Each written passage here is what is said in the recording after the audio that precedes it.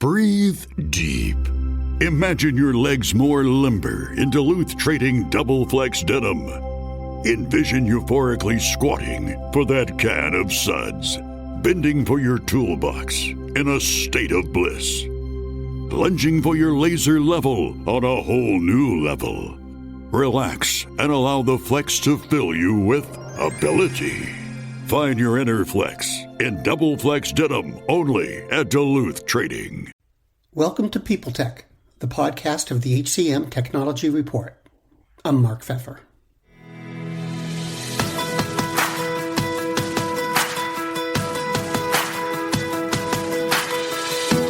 My guest today is Joe Kleinwechter, the Vice President of Global UX for ADP. Among other things, it's his job to make data accessible and useful.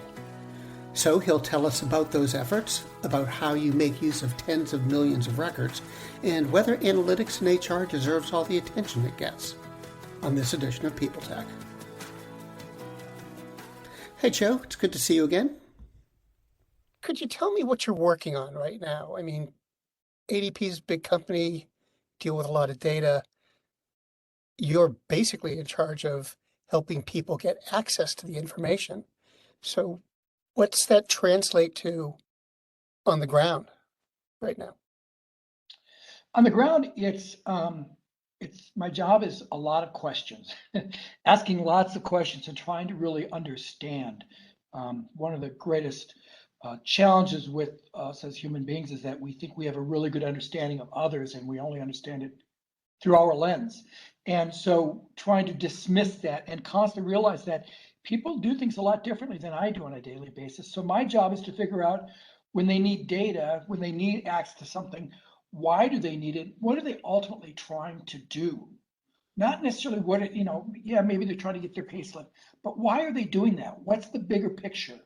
Because it's in that understanding of what they're actually trying to do and those emotional states they have that I can maybe get them there quicker to the end rather than through a series of steps that, well, this is the way you always get your pay slip.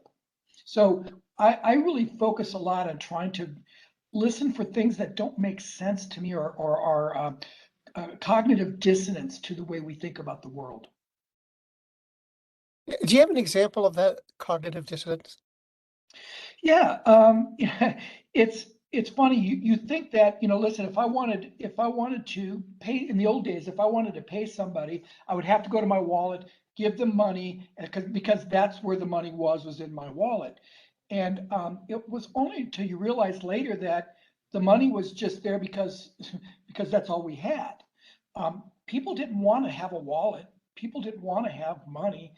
They wanted to ultimately give something in exchange for something else. They didn't even want to spend money. They wanted to go get a cup of coffee at Starbucks.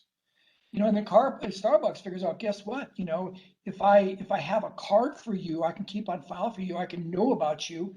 I can maybe help you get there better, not just in paying for the money, but maybe there's something else, your favorites, your history, how you operate, things that make you happier as a customer that maybe you didn't think about when you pulled out your wallet saying, here's my, in Starbucks case, $20 for my coffee. But at the same time, what were the other things along the way that maybe could have been easier for you? So in my job, it's not just about how do I go and look at my pay.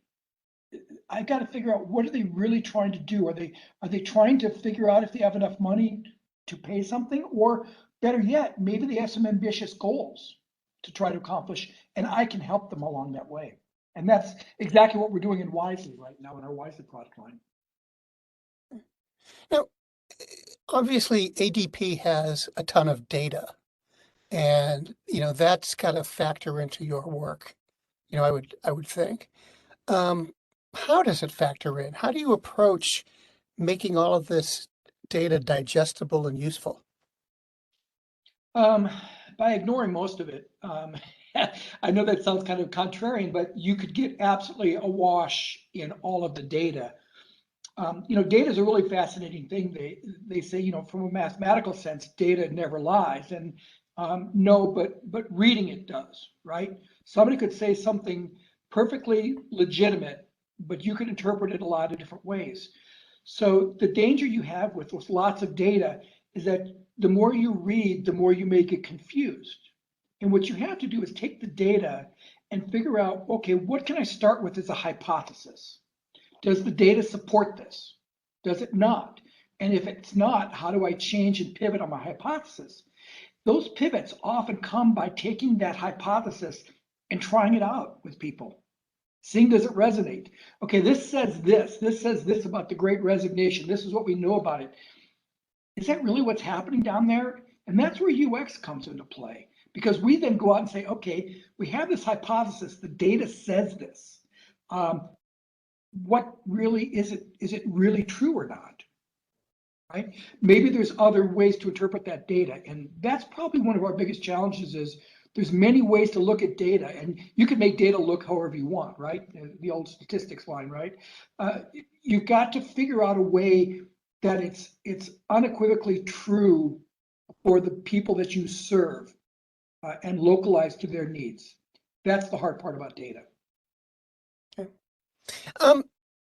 Can you tell me a little bit about the technology that's behind all this?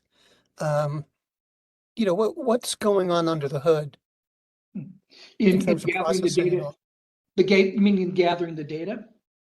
Not just gathering the data, but putting it together and presenting it in a way that's usable. Yeah, I think the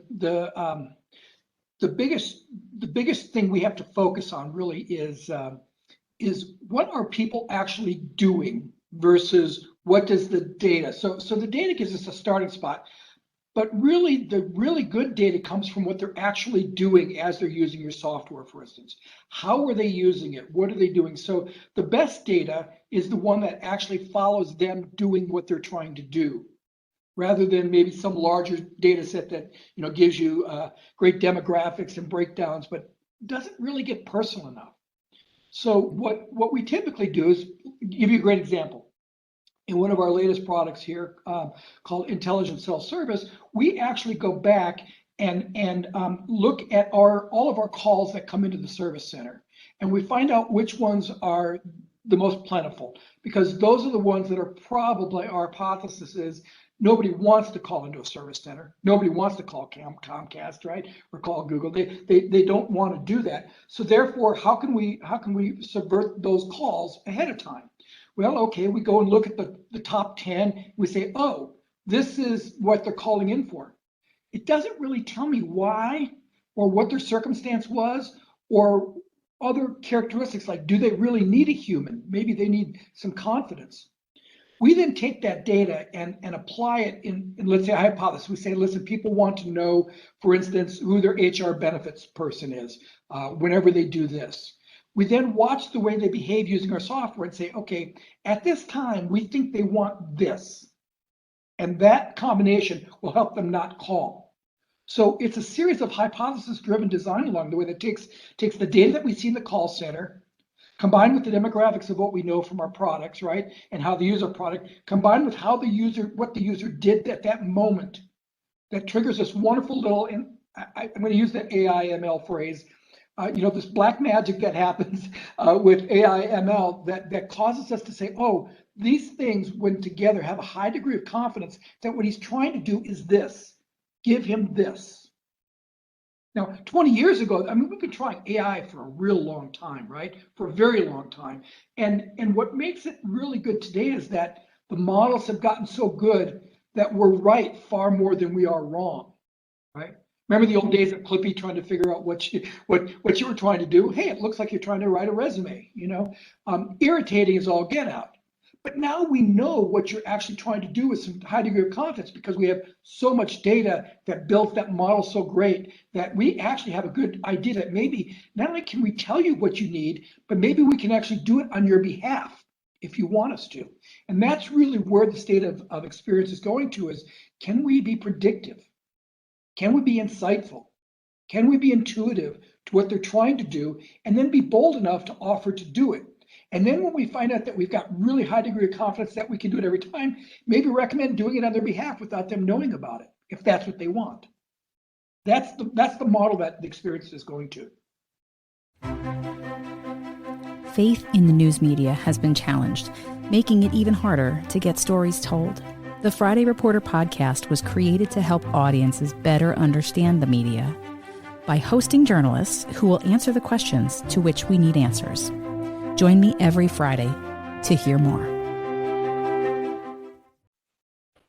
How does this all fit into ADP's efforts overall? In which respect? In terms of the UX, the experience model, this intuitive model? Yeah. So I would say right now, we recognize that the big position that ADP has a difference than a lot of our others in the industry and competitors is that data, is the wealth of data. It would not be wise for us to ignore the fact that that's a competitive differentiator. So we use that data all over the place. So what's really key, our data sciences inside of ADP are pretty high level. And I say that with a great degree of confidence because I've seen it operate on myself.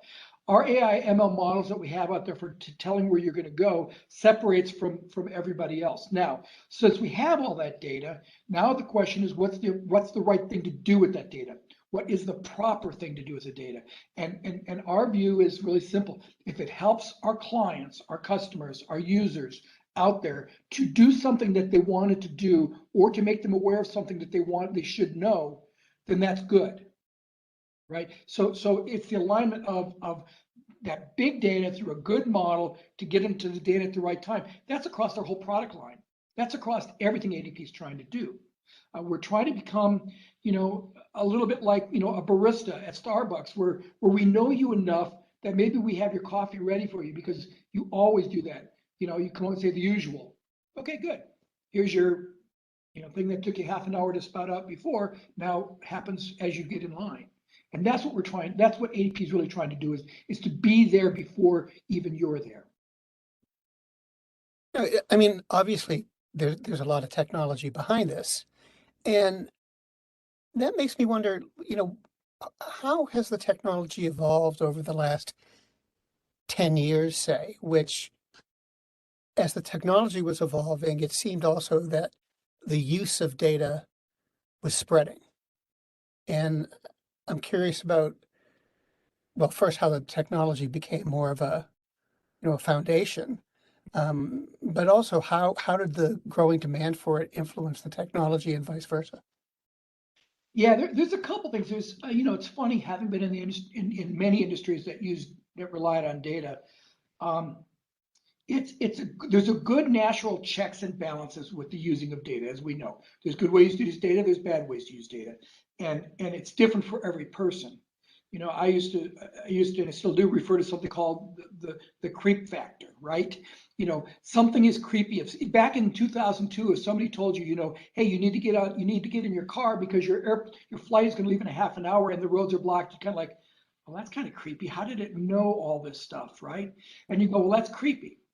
But there's a point at which you say, but that's useful, okay? In the early days, we didn't expect people to have all of that data. Now we've come to the point where we're growing up with societies where our kids and all others just assume you have that data. Just assume that data is out there. It's a different world about what we assume the data. Right or wrong of whether you have that data, they make an assumption that that data is there. Therefore, why wouldn't you use it for me? How dare you not use it to help me become better? And that's a far cry from where we were, in the early 2000s, where how dare you use that data, to the point we said, listen, that data is actually pretty useful. I kind of like the fact that you can do this for me. And then you start allowing a little bit more data, And next, we have data fields all over the place that are being mined for lots of different reasons. First, it was just concrete data, physical data. Now it's behavioral data, how you operate, where you move, where you go. And to the point that it's useful, great. But there's always this paranoia that it's not being used in the right way. And that's something that I think is really healthy. I think that's a really healthy check on making sure that we are good ambassadors of that data. What do you mean by paranoia around the data? Well, I think anytime somebody knows something about you that you either A, didn't want them to know, or didn't know that they know, there's a natural paranoia in us that says, how are you going to use that? What are you going to do with that, right? And knowing that if this were a benevolent world where everybody was going to use it right, we'd have no problem with it, probably. Not everyone, but a higher majority. But now we're in the place where we have to be very careful about those that want to use the data to harm us or to use it in a way that annoys us at the very least, right? The scam calls that you get all the time, all the phishing techniques that are being used, things like that. There's a whole black science of UX out there to get you to trick you to go do things because they have some data, right? There's a reason HIPAA was set up, right? There's a very valid reason why HIPAA was set up and needs to be respected and done because of the bad that you could do with that data if they aren't governed correctly. So we treat governance with data incredibly important. It's at the top of what we do in all of that governance. We have an ethics board. We have our chief data officers constantly making sure that we are using data in an ethical way and that it really truly not only is just ethical, it's got to be valuable. It's got to be something valuable for our clients and our customers. Otherwise, it's just data. I'd like to shift gears a little bit for the last few questions. Delivering data in the flow of work. The whole notion of in the flow of work is gaining a lot of traction. A lot more vendors are exploring ways to present their products that way. Does that pose any particular challenges for a data service, or is it better? What's your response to it? Yeah. There's a fascinating thing that I learned, again, back in the early 2000s. I worked at a company that we decided at the time Google had come up with an appliance, right, that you could put inside your intranet, and all of a sudden you could use it as a search engine localized to your internet. We put the appliance up there, and it didn't perform well at all. We let it run for a couple of months, and it kept getting data. It could never, the finds were just not good. They weren't even close to what you'd get on the internet. And what we learned from the Google data scientists at the time was the reason that the internet is so valuable as a search tool and so accurate is because it has so much heterogeneous data that doesn't appear related, but in a way is. And that heterogeneous data gives us a much greater chance of finding that needle in the haystack that you're looking for. Whereas inside of a company, it all looks like the same thing. Give me the latest, dev report, give me the latest financial reports. It's more of a monocosm, right, of stuff, and therefore you couldn't find things. As we start meeting people on the go where they are, we now have the chances for other types of data to improve that. Now, depending upon where you land on the privacy of knowing where you are, geofencing and things like that, there's a lot that can be done by knowing where you are. The question is, by knowing where you are, could you also use that for nefarious means? Yes, I guess so. Sure. So I think the real challenge is, as we learn all this new data, what's right to keep and what's right not. And that's not necessarily our choice, right? That needs to be our client's choice of what's valuable. Because again, going back to the creep line, if I know where you are and I can offer you this new service, it should be your choice whether you want to exchange that data for that service. Not, we're gonna take this all from you. We're not gonna, like, so, companies got in trouble in the past. We're gonna take this data, we're gonna read where you are and not tell you, and we're gonna give you a great product. And even if it may benefit you, the fact that you took that without my knowledge makes me suspicious that you may take it to do something else. And I think we've got to be really, really careful that having an honest conversation, a full disclosure, and a strong ethics policy behind your data is really going to make the difference. Now, with that in place, now I can meet people where they are. I can see where they are. I can get a lot more information. A great example, right? If I'm one of our customers has a lot of field workers, right? And they have their phones on. They got GPS on their phones. If they want to transmit their GPS information, great. That would be great. They can do it. We can tell when they're going to clock in, when they're going to clock out, and maybe even clock them in and out automatically. So we get rid of the single biggest call, to most HR departments is, I forgot to clock in. Can you clock me in? I forgot to clock out. Can you clock me out? Something as simple as that, just by turning on GPS location. Is that valuable or not? Well, That's kind of a client thing, isn't it? You tell me, is it something you want to exchange for that? Then I have to put governance about what I'm not going to do with that data. That's just as important. And maybe I'd say is even more important. Because just because I have the data doesn't mean I can use it however I want. I've got to use it in a prescriptive way. Joe, thanks very much. Really appreciate it. My pleasure, Mark. Thank you.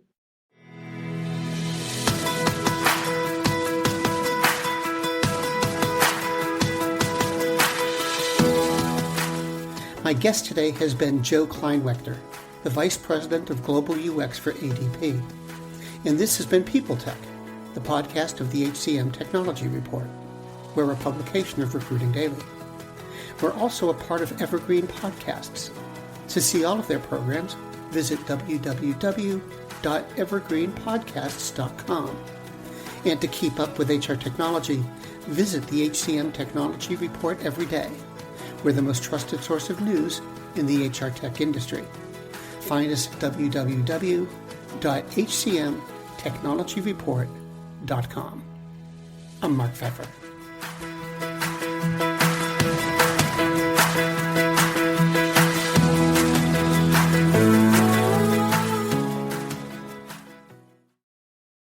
Do you love news about LinkedIn, Indeed, Google, and just about every other recruitment tech company out there? Hell yeah. I'm Chad. I'm Cheese. We're the Chad and Cheese Podcast. All the latest recruiting news and insights are on our show. Dripping in snark and attitude. Subscribe today wherever you listen to your podcasts. We out. Welcome to Don't Retire, Graduate, the podcast that asks you what you want to be when you grow up so you can graduate into retirement with a purpose and a passion, whether you're 25, 85, or any age in between. Gain actionable financial and mindset tips from your favorite authors, podcasters, and influencers to help you reach that exciting next chapter. Listen now and start building your path to financial freedom and reframing what retirement can mean to you. This is your host, Eric Brotman, reminding you, don't retire, graduate.